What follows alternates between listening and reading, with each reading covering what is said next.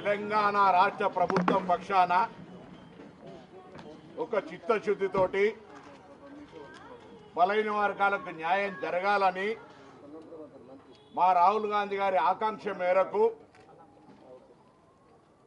కులాలకు సంబంధించిన సర్వే ఒక శాస్త్రీయ పద్ధతిలో రాష్ట్రంలో ఉన్నటువంటి ఐఏఎస్ అధికారులందరినీ వినియోగించి 1,00,000 మంది ప్రభుత్వ ఉద్యోగులను గ్రామాన ఇంటింటికి పంపి ఈ యొక్క సమాచార సేకరణ చేసి ఇలా ప్రజల ముందు ఉంచినాం.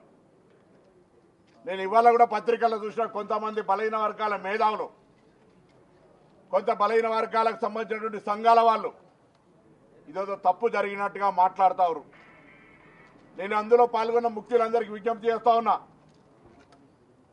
ఈరోజు మధ్యాహ్నం రాష్ట్ర మంత్రిగా కంటే ప్రభుత్వంలో బలహీన వర్గాల బిడ్డగా లేదా సమాజంలో ఒక బలహీన వర్గాల బిడ్డగా మీ సంశయాలను తీర్చడానికి మేము ఒక ప్రతినిధి బృందంగా మీరు ఏడికి రమ్మంటే అక్కడికి రావడానికి సిద్ధం.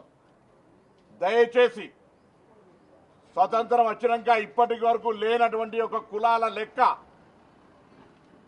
ఇవాళ కులాల లెక్క దొరికింది. మనకు న్యాయం జరగడానికి కొరకు 46%, 56%, 70%, 90%, ఆ శాతానికి న్యాయం జరగడానికి ఒక రోడ్ మ్యాప్ ఇవ్వని ప్రెషర్ చేద్దాం. ఇప్పుడు జరిగినటువంటి ఇన్ఫర్మేషన్ ఎగ్జిక్యూషన్ కు తీసుకుపోదాం. నిర్ణయం నివేదిక దాకా వచ్చింది. నివేదిక అమలు జరగడానికి కొరకు అందరం కలిసి ముందుకు పోదాం రమ్మని కోరుతా ఉన్నాం. మాకేం భేషజం లేదు. మేము అందరం అందులో భాగస్వాములం.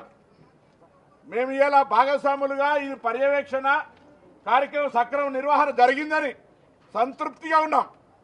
మేము సంతృప్తి అధికారంలో ఉన్నాం కాబట్టి కాదు, ప్రభుత్వ పనితీరు, పార్టీ ఆలోచన విధానం తెలుసు కాబట్టి ఇవాళ మీ అందరికీ కోరుతా ఉన్నాం.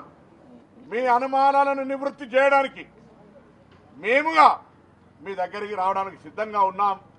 దయచేసి ప్రెస్ కాన్ఫరెన్స్ పెట్టి పబ్లిక్ను కన్ఫ్యూజ్ చేయడం, ఏదో కొంత రాజకీయపరమైన జోక్యం చేసుకోవడం వద్దు అని కోరుతా ఉన్నాం.